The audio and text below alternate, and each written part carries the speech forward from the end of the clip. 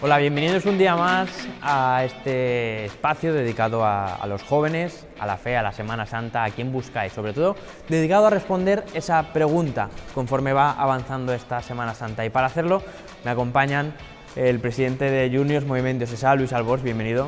Javi, un día más. Un día más, exacto. Marta Solsona, voluntaria y trabajadora de Cáritas aquí en Valencia. Aquí estamos. Muy bien. Y por último, Sergio Cánovas, de la Delegación de Misiones de aquí de Valencia también. Sergio, bienvenido. ¿Qué tal? Muy buenas. Bueno, hoy afrontamos un día duro, un día de silencio, un día de desesperanza, un día en el que nos podemos preguntar ¿qué ha pasado? ¿Qué ha pasado y dónde está Dios? Venimos de días muy intensos y es fácil caer en la desesperanza. Es un día de silencio y de reflexión. A mí me gustaría arrancar este diálogo precisamente pues dándole una vuelta a esto, ¿no? Yo creo que existen dos tipos de silencio. El primero de ellos en el que está Dios, que es un silencio de tranquilidad, de paz, de armonía. Y el segundo de ellos que es un silencio donde no está el Señor. Un silencio donde nos encontramos con nosotros, nada más, y entonces nos llenamos de miedo, de desesperanza, de nerviosismo, quizá, y más en un contexto en el en el actual, ¿no? Que venimos de un confinamiento, de un silencio total en nuestra vida. Hemos pasado de llenar nuestra vida de 1000 actividades a absolutamente nada. ¿Cómo nos ha cambiado el confinamiento, ¿no? Quiero decir, no cómo nos ha cambiado la vida, sino cómo se puede llevar o cómo hemos llevado este confinamiento a través de la oración, Marta. Pues a ver, yo creo que el confinamiento, a pesar de que ha sido muy duro para todo el mundo, yo creo que ha traído esa parte positiva de reflexión y de plantearnos, sobre todo pues para los jóvenes, que nuestro día a día suele ser muy activo, con muchas actividades, muchas cosas que no... Vivimos una sociedad que no nos permite parar a ver qué está ocurriendo en mi vida y qué puedo hacer yo o para dar ese momento de oración. Entonces, yo creo que este confinamiento ha permitido ese momento de parón, de decir, ¿hacia dónde estoy yendo? Quizás lo que yo antes veía importante, ahora ya no lo es tanto, sino que he visto que igual prefiero hacer otras cosas que me llenan mucho más. Entonces, yo creo que el confinamiento nos ha permitido, si hay que sacar algo positivo de todo esto, el confinamiento nos ha permitido el dar espacio a esa reflexión, a esa oración, para guiar un poco nuestra vida. Sí, yo creo que ese es un poco el silencio voluntario o consciente, ¿no? O sea, un silencio que en realidad puede llenarse de Dios, puede dar sentido a nuestra realidad, pero luego también nos hemos encontrado con otro silencio, con un silencio que ha vivido mucha gente, que es un silencio involuntario, impretendido, que se procura evitar, ¿no? El silencio de la existencia, quizá. ¿Cómo? El silencio de la existencia, es decir, el verte tú solo. Eso es. Y completamente vacío. Claro, entonces, cuando uno se descubre vacío, surgen los miedos, surgen las inquietudes, o a veces se intenta tapar con ruidos, ¿no? Porque no sabemos estar con nosotros mismos, porque no sabemos tener esa relación también reflexiva. Me es muy significativo muchas veces cuando hablo a lo mejor con ciertas personas y hablo del sacramento de la reconciliación, cómo tenemos que hacer examen de conciencia, ¿no? Cómo tenemos que examinar nuestra vida, qué es bueno, qué es malo. Y hay mucha gente que me dice, yo no cometo pecados, yo no me equivoco, yo lo hago todo bien.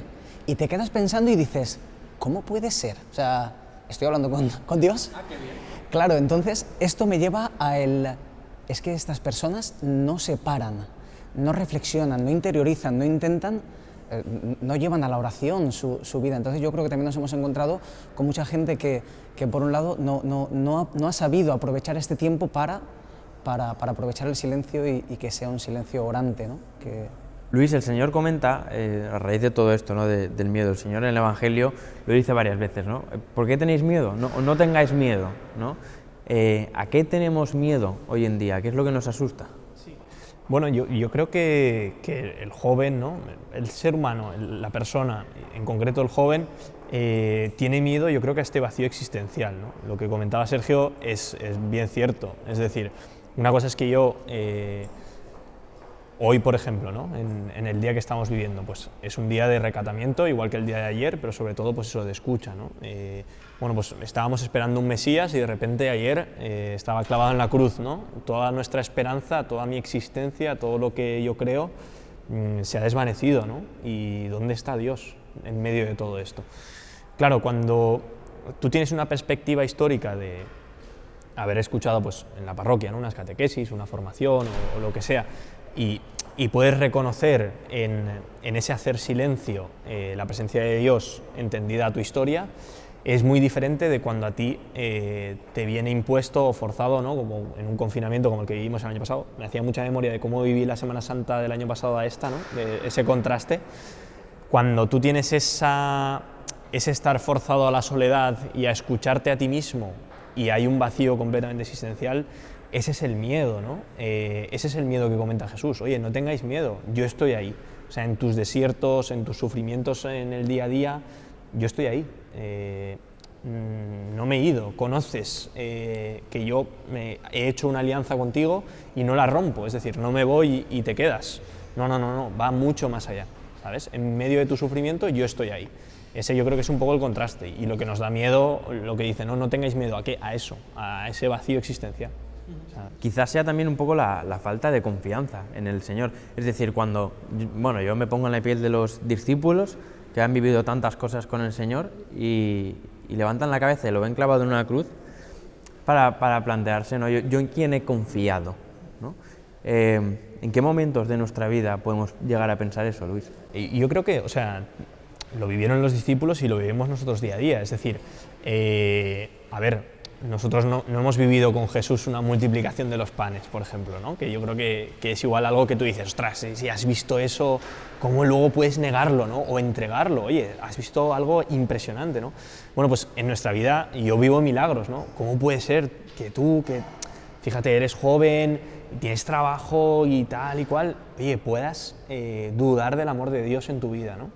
Pues ahí está la gran mentira, es decir, o sea, cómo se nos engaña de decir, tío, ¿no? El demonio un poco se empeña en eso, en decirnos, oye, tu vida no tiene sentido, fíjate qué mal te va en no sé qué, no sé cuántos, en vez de justo lo contrario, que todo sea una bendición, ¿no? Que los milagros de tu vida no te hagan dudar de que Dios va a estar ahí, ¿no? De que esa alianza no se va a romper. O sea, sale vencedor siempre por ti, en cualquier situación, aunque sea de agobio o de sufrimiento total, ahí está Dios. Claro, yo creo que es importante entender, Marta, también, que Dios nos salva en el sufrimiento. No nos salva del sufrimiento, sino en el sufrimiento. ¿Y cómo podemos entenderlo esto?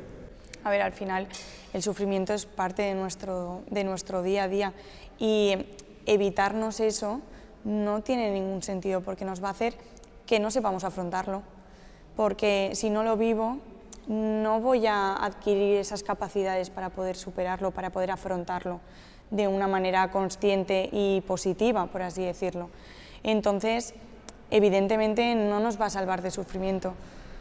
Me va a salvar en el sufrimiento para yo saber afrontarlo de una manera mucho más positiva y mucho mejor. Pero evidentemente el sufrimiento está ahí, está en nuestro día a día. Y bueno, nosotros, por ejemplo, en Cáritas sí que lanzamos mucho ese mensaje, ¿no? No estamos aquí para salvar a nadie, estoy aquí para acompañarte en ese proceso de la vida que te ha tocado vivir. Entonces, yo, por supuesto, voy a hacer todo lo que esté en mi mano para poder hacer de tu vida algo mucho más positivo, pero quien debe afrontarlo eres tú.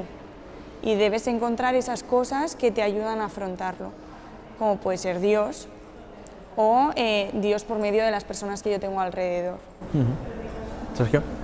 Sí, yo creo que tenemos un modelo que para nosotros es fundamental.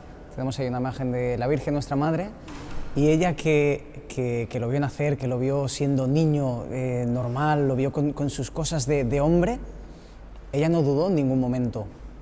Cuando lo crucificaron, ella al pie de la cruz, al siguiente día, porque ella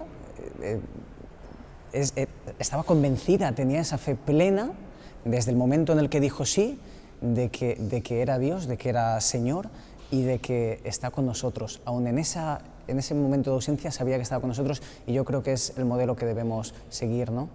La fe de María. Por lo que decías antes, ¿no? De que Dios nos quite el sufrimiento, o cómo vivir eso, ¿no? ¿Por qué no nos lo quita? Yo creo que si nos quita el sufrimiento, nos quita la libertad, ¿no? De decir, oye, yo tengo que ir a Dios porque es el que me quita el sufrimiento. No, hombre, no. Eso es como un milagrero, ¿vale? Eso no, o un curandero, ¿no? Yo acudo por religiosidad natural y le digo, oye, Cristo, sálvame, dame un milagrito para que me quites esto, ¿no? De mi vida. No funciona así, o sea, le da un sentido en plenitud de lo que tú estás viviendo, del sufrimiento que estás viviendo. Yo no acudo a Dios a que me quite esto, ¿no? A que me lleva más suave, ¿no? Porque muchas veces vivimos esta religiosidad así un poco natural, ¿no? De decir, del Dios al que le hacemos un ritual y nos salva de lo que estamos sufriendo. No, o sea, yo creo que en esta Semana Santa, si algo estamos buscando es precisamente alguien que dé sentido a este sufrimiento, no que nos lo quite, ¿no? Simplemente eso. Muy bien, pues qué importante es precisamente entender, ¿no? Que el Señor nos salva desde el sufrimiento y no del sufrimiento, precisamente en este día de silencio. Esperemos que acaben de pasar un día, pues, y que lo vivan con mucha intensidad, en oración, como siempre, y que vuelvan mañana, porque les estaremos esperando para finalizar este espacio dedicado a la Semana Santa con toda la esperanza y toda la alegría que nos trae ese Domingo de Gloria. Muchas gracias y hasta mañana.